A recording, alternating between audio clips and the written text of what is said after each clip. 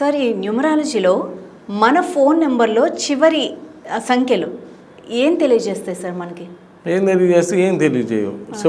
చివరి నంబర్లే ఉంటాయి. మరి చాలామంది అలా చెప్తూ ఉంటారు. Total number, okay, total number ఎంత ఉన్నది అన్నది లెక్క.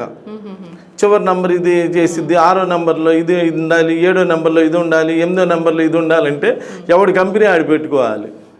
ఎవడు ఫోన్ నెంబర్, ప్రతి ఫోన్ నెంబర్కి ఒక కంపెనీ పెట్టుకున్నాడు అనుకో, వాడికి కావాల్సిన ఫోన్ నెంబర్ పెట్టుకొని అప్పుడు ఫోన్ నెంబర్లన్నీ ఎలా ఉంటాయంటే ఫస్ట్ ప్లేస్లో 1, సెకండ్ ప్లేస్లో 2, థర్డ్ ప్లేస్లో 3, అలా 1 2 3 4 5 6 7 8 9 0 అందరి ఫోన్ నెంబర్లు అదే ఉంటాయి. అందుకని అందరికి అదే ఇటు కుదరదు కదా, అందుకని ఎవరి కంపెనీ వాడు పెట్టుకోవాలి. అందరికీ ఒక నెట్వర్క్, అందరికి ఒక నెట్వర్క్ పెట్టుకుంటే సరిపోయింది. ఇదంతా పిచ్చి ఆలోచనలు కాదమ్మా, ఇది మన చేతుల్లో లేవు.